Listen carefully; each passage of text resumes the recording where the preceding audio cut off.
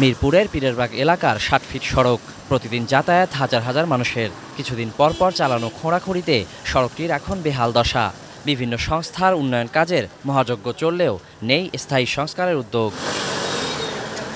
এই বর্ষায় খানাখন্দগুলো রূপ নিয়েছে বড় বড় গর্তে, জমেছে বৃষ্টির পানি, স্বচ্ছন্দে চলাচলের উপায় নেই। তার উপর খোঁড়াখুঁড়ির আবর্জনাগুলো ফেলা হয়েছে যেখানে সেখানে, এতেও বন্ধ রাস্তা। চৌরাস্তার মোড়ে একটা বড় ধরনের প্রায় ২-৩ মাস ধরে একটা বড় গর্ত হয়েছে। এখানে পানি জমে, পানি হইলে প্রচণ্ড পানি সব এসে রাস্তার মধ্যে জমা হয় এবং বাড়িঘর ফ্লো হয়ে যায়।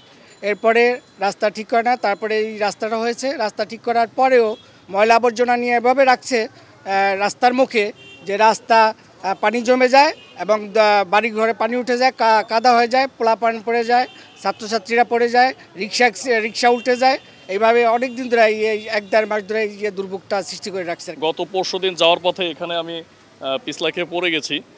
এই রাস্তাটা দীর্ঘদিন ধরে এরকম অবস্থায় আছে এবং এটা সংস্কার করার পরে এখানে বালুটাও প্রায় ১.৫-২ মাস ধরে এভাবে পড়ে আছে এবং সেটার কোনো নেই। আপনার সেটা পরিষ্কার পরিচ্ছন্ন করানোর যে কাউন্সিলরের যে দায়িত্ব, সে কাউন্সিলর সঠিকভাবে তার দায়িত্ব পালন করতেছে না।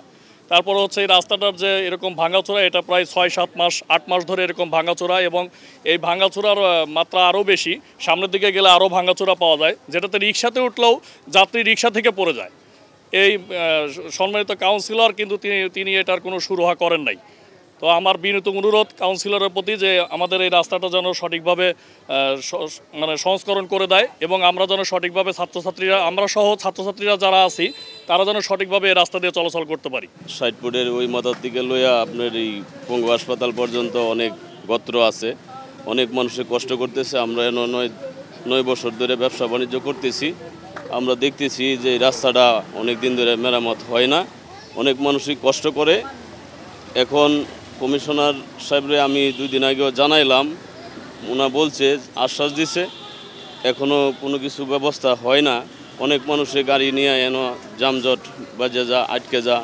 অনেক সময় এই রাস্তার মধ্যে অনেক লোকজন কষ্ট করে এই পানি সরাইতে পারে না, পানি নিষ্কাশন হইতেছে না। আমরা জনগণ চাই যে এই রাস্তাটা মেরামত হোক সুন্দরভাবে, যেন মানুষ চলাচল করতে পারে। প্রতিটা দিনই ২ জন ৪ জন ১০ জন ২০ জন এরকম অ্যাক্সিডেন্ট হইতেছে, গাড়ি উল্টে যেতেছে। স্থানীয় কাউন্সিলরের দাবি খুব শীঘ্রই সংস্কার কাজ শুরু হবে। ডিসেম্বরে আমরা ওয়ার্ক অর্ডার দিয়েছি, দেওয়ার পরে ৩ মাস আমাদের কাজটা বন্ধ ছিল, যেহেতু ওই সময়টা নির্বাচন কমিশন সকল উন্নয়নমূলক কর্মকাণ্ড বন্ধ করে দিয়েছে। পরবর্তীতে এই কাজের সাথে আরো কিছু পারিপার্শ্বিক কাজ জড়িত আছে, সেই কাজগুলো ঠিকাদার করছে।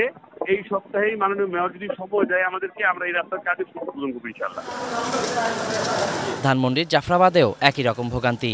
ওয়াসার খোঁড়াখুঁড়িতে দুর্ভোগ পোহাচ্ছেন অফিস যাত্রী, শিক্ষার্থী সহ চলাচলকারীরা। দুর্ভোগ থেকে নিস্তার চান সবাই।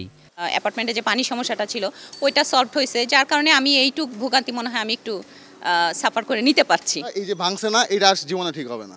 আবার যখন ঠিক হয় তখন তার কয়েকদিন পর আবার ভাঙা হবে। খোঁড়াখুঁড়ি করে রাখছে, মাটি একবার কাঠে আবার উঠায়। এই ঈদের আগ থেকে এইগুলো চলতেছে, দীর্ঘতিতে কাজ চলতেছে আর কি। জনদুর্ভোগের কথা মাথায় রেখে সমন্বিতভাবে পরিকল্পনা হোক উন্নয়ন কাজের, এ প্রত্যাশা সবার।